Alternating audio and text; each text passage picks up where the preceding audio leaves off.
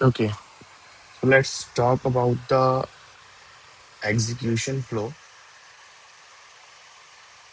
of a program.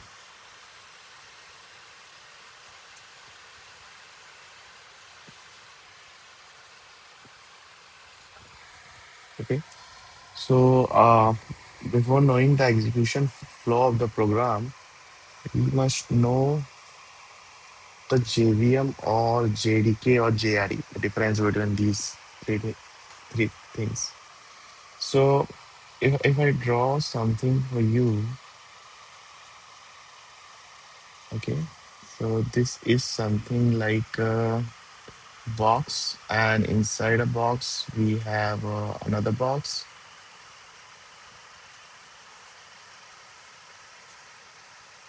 Okay, and inside this box we have another box also. Okay, it is just a way of demonstrating. Okay, so this outer box we call as a JDK.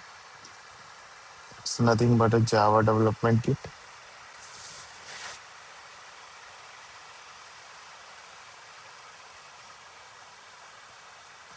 This inner box is JRE, which is Java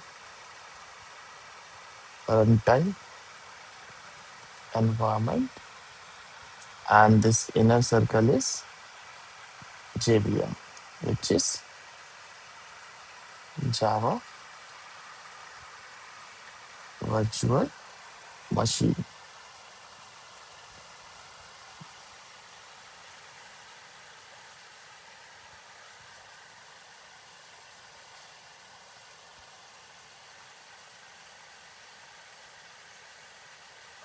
Okay, I'm just looking for a highlighter, but I'm not able to find here.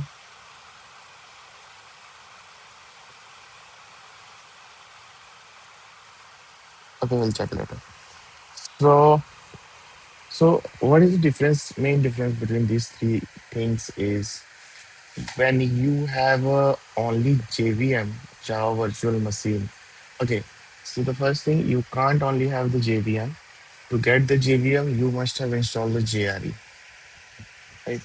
So if you have the JRE, then you will get the JVM, right? But let's say if a person is having JRE only, okay, then what he can do? He cannot develop or make changes a code. Okay. So he cannot develop a code. He cannot write a code, you can say that. He cannot make changes in a code. So that's what he cannot do if a person is only having the JRE. This JRE is nothing but a software. The software. Okay.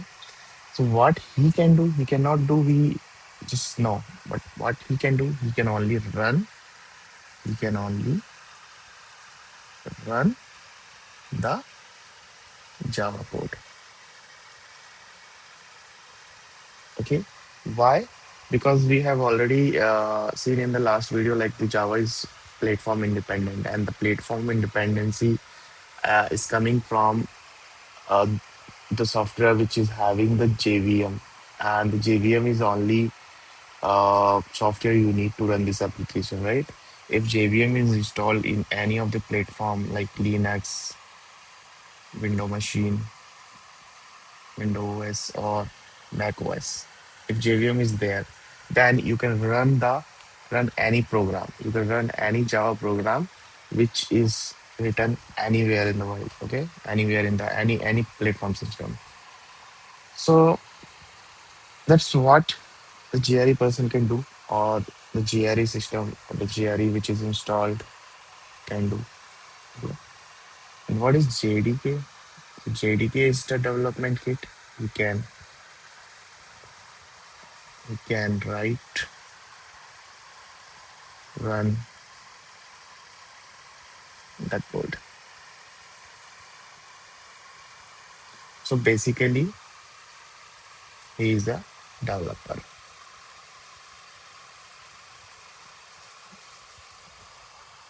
Okay, so basically, he is a developer.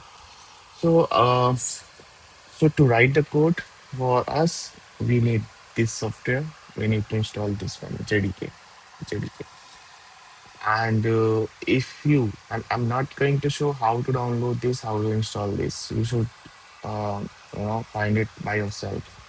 So the JDK you have to install for this uh, series, you can install it 24 or 21. I prefer 24 because we'll be learning the features of the 24 as well. So try to install the JDK 24. Go to the Oracle websites and try to install this. The other software I want you to install is IntelliJ. Okay, I'll be coding in IntelliJ, but if you want to choose Eclipse, then you can install Eclipse. Or if you want to choose VS Code, then you can install VS Code. These are IDEs is software where we can write the code. We can write the Java code and we can run it. We can compile it. Okay. So these are the softwares you can install, and this is the very important thing because without having the JDK, you can't run your code. It is just a plain text you are writing. So that's it. Okay. So these are the software for now we need. Now let's talk about the execution flow. So when when you write a code, when you write a code, a Java code basically, when you write a code, then this code we call as a source code. Source code.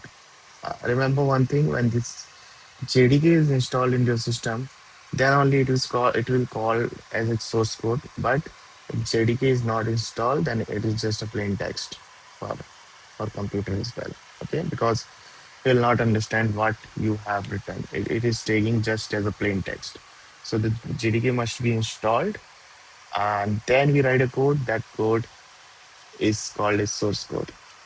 Okay, that's the term we use. This is a source code. It Let's suppose if you write hello.java, hello world.java. Okay, this is the source code you have written, and this source code is compiled, okay, by the compiler, and this source code is then compiled by compiler,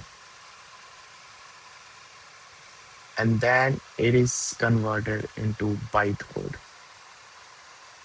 Bytecode. Okay, this bytecode is something like this source code is human readable text. Okay, but this bytecode is not human readable. Then who reads it? It's machine readable.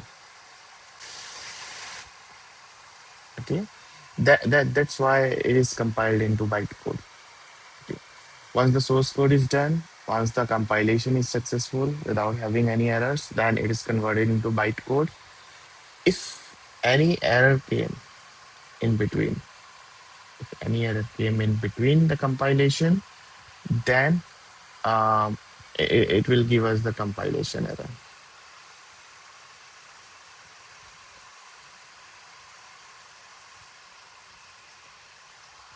Okay, then it will not convert the code into the bytecode. But if everything is success, then if compilation is success, then it's converted into bytecode. And when it is converted into bytecode, it is what it is converted into class file. Okay, So this is converted into class file. Then after the bytecode, after it is converted into bytecode, then the JVM runs, the JVM reads this class file, JVM reads it, and JVM finds the main method, main method of the source code.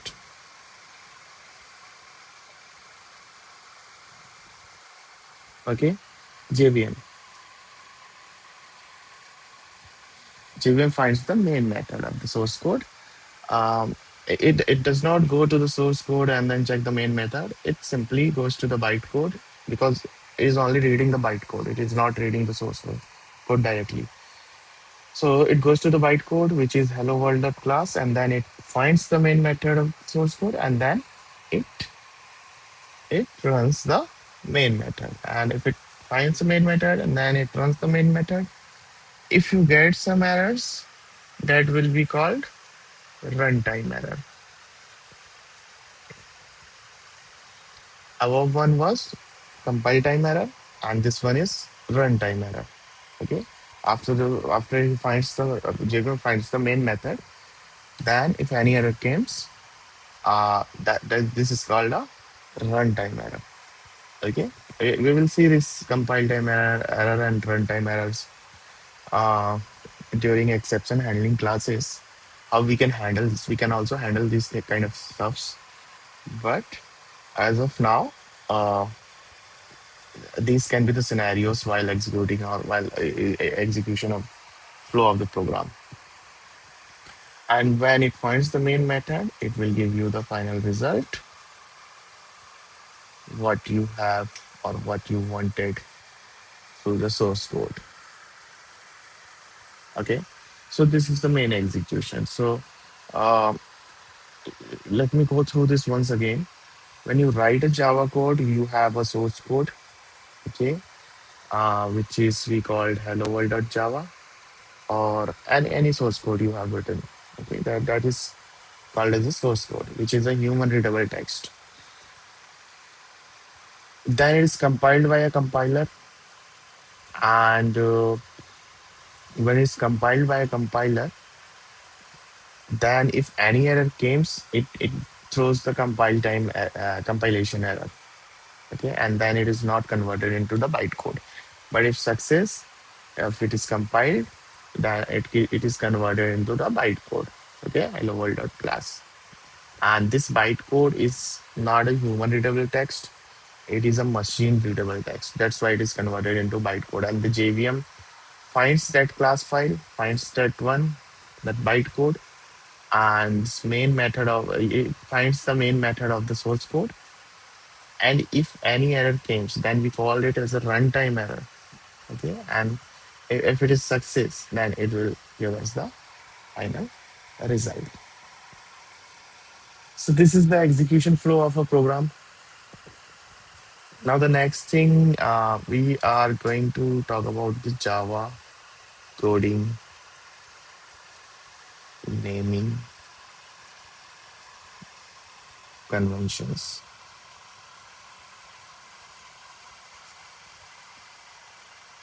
Okay, so yeah, let me draw a straight line. That's better. Now, before doing any development, before starting or before writing any code, we must know the naming convention, how we can name the classes, how we can name the methods, how we can write the functions, how we can write the variables and packages, constants. These might new terms for you guys, but once you once you know these things, uh, it will be easy for you to remember like or how we can write a naming convention if we are writing any interfaces, any classes. Okay, so for now it is just a theory for you. So I'm writing the first thing, which is classes. Okay, So let me make a different color classes. Okay. So what is the naming convention of the classes is if you write any class, then let me give you an example for it, then we'll cover the theory. So string is a class. Okay, this is a predefined class. String buffer. What is predefined class? Predefined class is okay. This is predefined classes are the classes which which are provided by Java itself. Okay, we don't have to create our own string classes. We don't have to create our own string buffer classes. It is already created. Okay, and we have to use it. We can use it. We can use these classes. We can use the functions of these predefined classes. So how they created, if they have created like this, then the same way we can create, we can follow their coding or naming convention. Okay. The another class is input stream reader.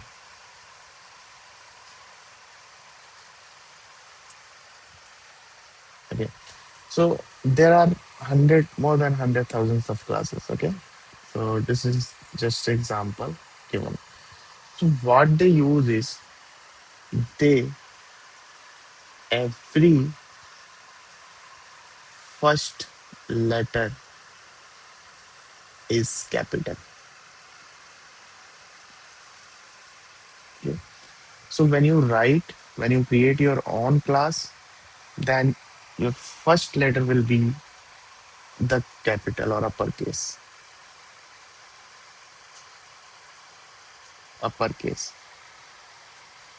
Okay.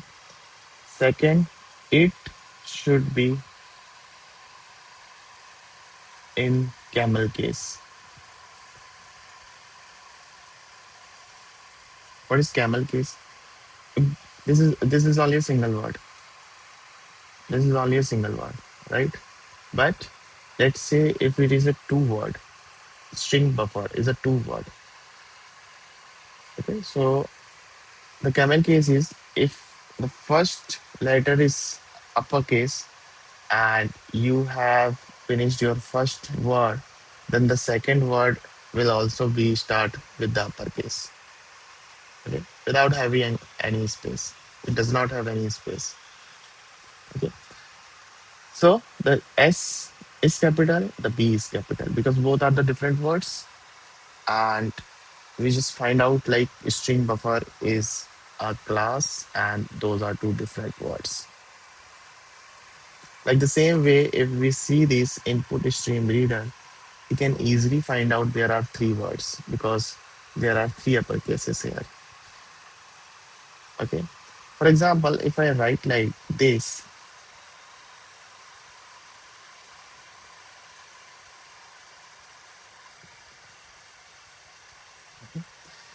so this is a very long word and it is very hard to find out. Like let me like it this way.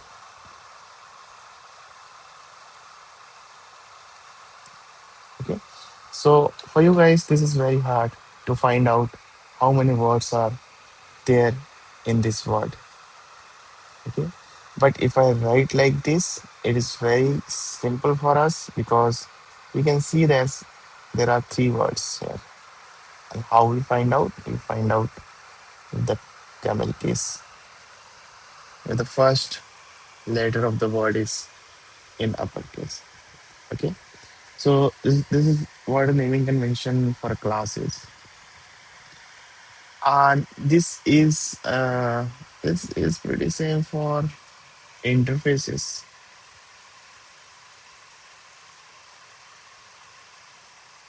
Okay, so if you write any interface, this is exactly same coding naming convention we have to follow. Second one is methods or functions.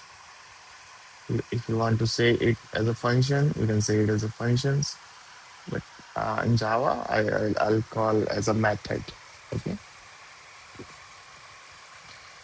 Now, what is the naming convention of a method? So it starts with lowercase.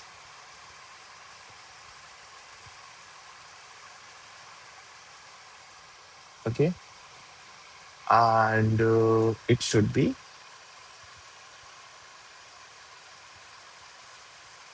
verb. Okay, this is also very important if you want to become a good Java developer. Okay, so for example, if I want to write any method, so this is a method post. Okay, to run to run. Every word starts with a capital one. Okay, remember to distinguish the two words. Okay, two upper case is a method. Okay, the same way to lower case.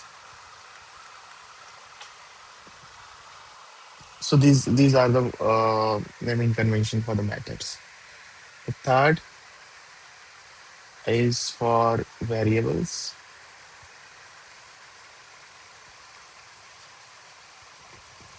How we can write the variable?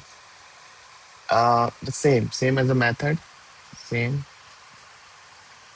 as methods. Uh, just not right. Same as method. Starts with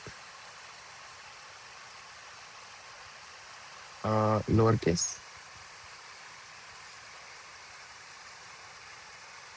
and inner words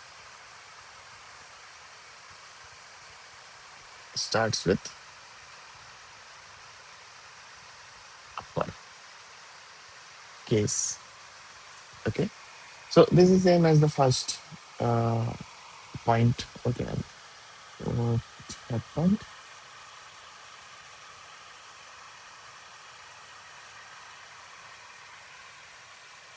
Okay.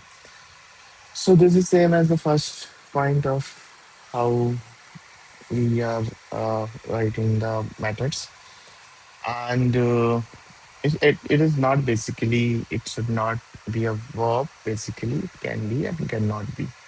So you can write anything. Uh, for example, I'll write age. I'll write phone number.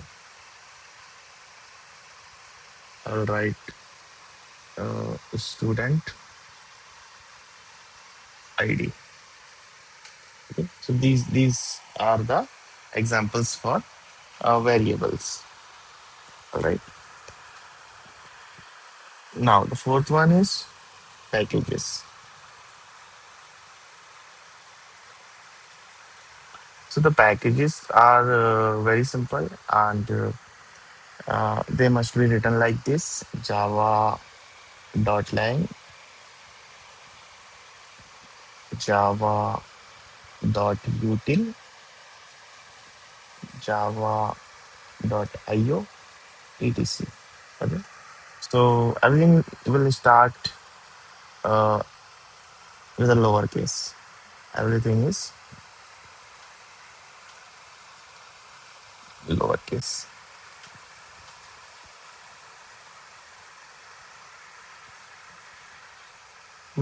Now the fifth thing is constants. Okay.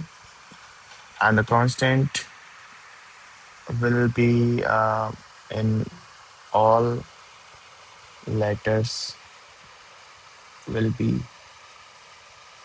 in uppercase. So and put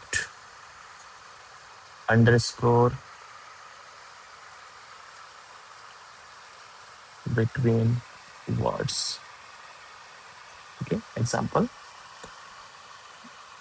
max underscore priority.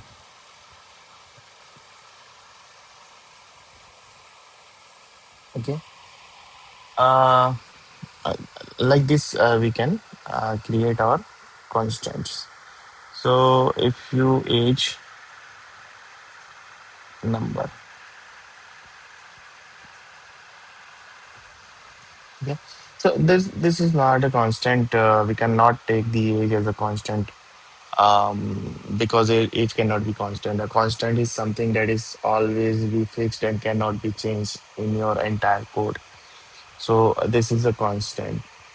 Um, so I'm taking as a example, but age cannot be a constant. Uh, what is constant? So we can say that gravitational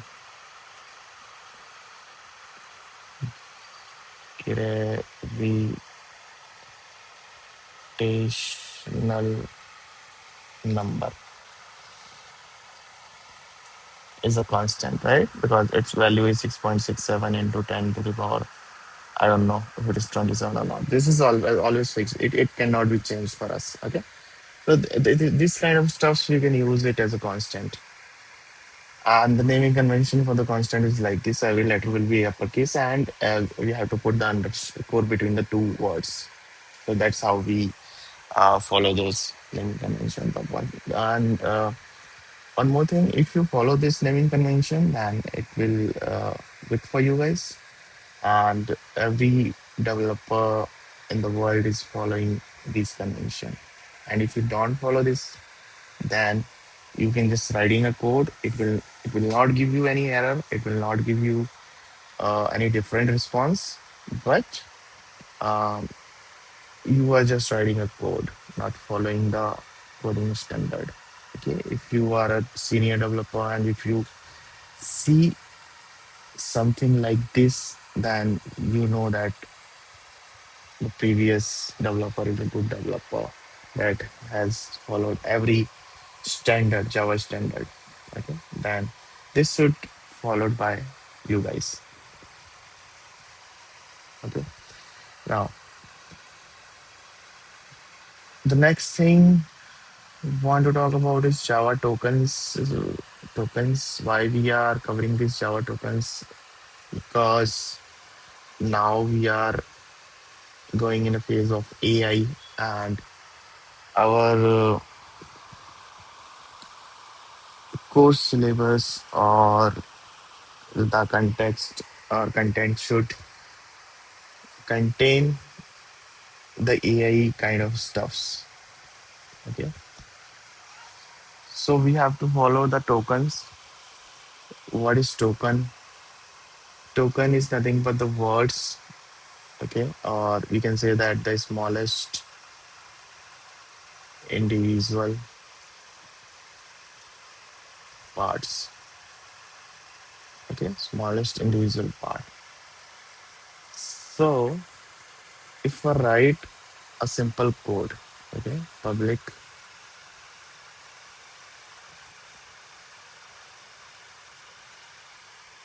class test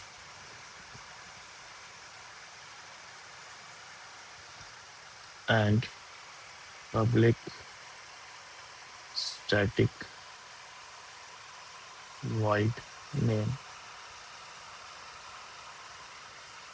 string array args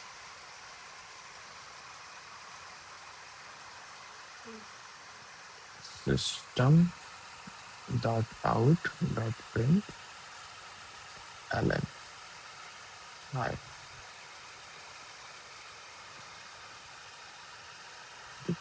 So this is a simple Java program.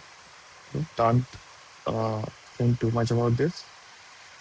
We are just counting the tokens. So the tokens are nothing but the words you see here. These are the tokens. And the symbols used is also a token. Okay. So these are the tokens. These are the tokens. These are the tokens. But the spaces we use, you see the space between these two words, this cannot be considered as a token, right? So the how many spaces we have, it doesn't matter. What matters is the words we have written, the symbols we have used, they are tokens, okay? Because they are compiled by the compiler. They use as a tokens, but the space does not use it as a tokens. So before writing any code, do we need to talk about the comments? Okay. Okay. Comments. I will show you while writing writing code. Okay. Theoretically, it is not required here. So when I write the code, I will show you how you can write the comments. Okay, and why it is used for. It is used for us only, or for other developers to remember, or to tell what the method is doing. Okay, so we'll show you while writing the code. I'll show you now. Uh, so the next thing is identifiers we can follow. Okay, so let's focus on Java identifiers.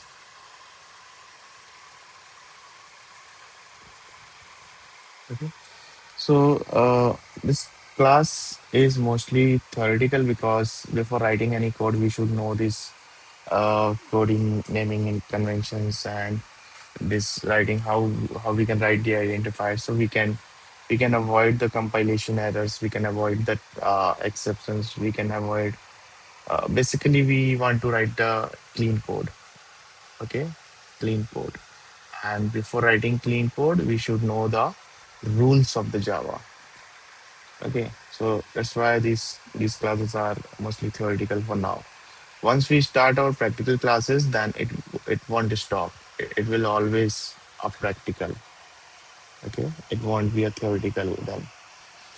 Okay, now what is identifier? If we write class test, okay, and if we write a method, let's say void, uh, let's say add,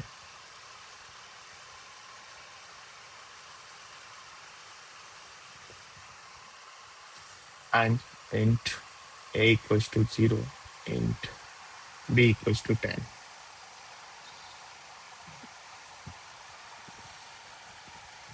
So what are identifiers here? So identifiers are test, add, a, b. So what what we are giving to the code is called identifiers. These are predefined. These are given by Java. Okay, these are not identifiers. What are identifiers? What we are writing, we are giving, we are writing as a name, as a class name, as a method name, as a variable name. So those are identifiers. Okay. So if we are writing the identifiers, then we must know the rules to declare identifiers.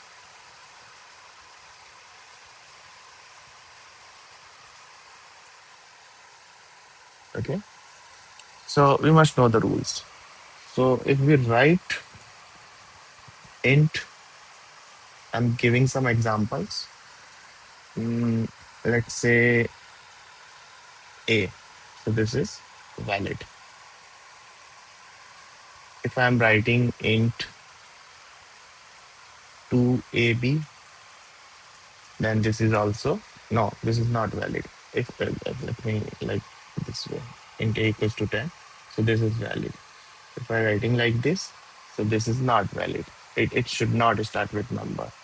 If I write like this, then this is valid. If I write like this, dollar, this is a dollar symbol, AB, and this is also valid. If I write at the rate AB, this is not valid. Okay, so the first rule is it may start with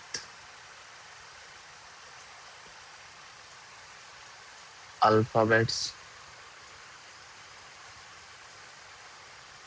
and symbols and underscore.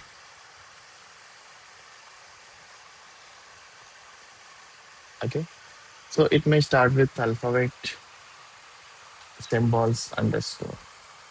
This is fine, but which symbols it does not allow? So it does not start with plus, minus, dot, at the rate, hash, and this asterisk or multiply or whatever you say, guys. This star symbol. Okay, so it does not start with these symbols. And yeah, I think we should have more symbols in our keyboard, something like this. It should not start with this. Okay, so what I have written here, it only starts with these. No, not this one. Only these symbols. And yeah, this is fine. Third point, it should not be duplicate, but we can use it. If we declare int ab equals to 10, and then we are again declaring ab equals to 20, then this is not valid. Okay, we can declare ab equals to 10,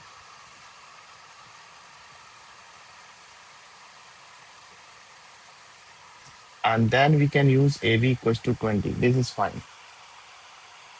This is fine because we are reusing this variable.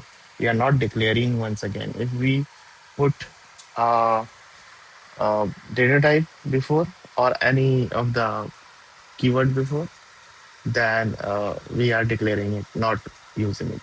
Okay? So we can use it, but we cannot duplicate it.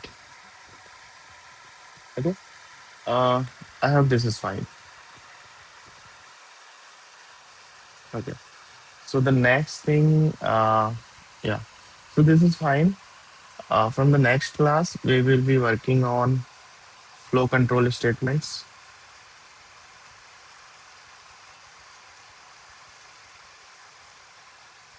Okay. And yeah, this flow control statement will take one class because this will cover the loops, if else, basically conditionals. Okay. Okay. I'll see you guys in the next one. Thank you so much.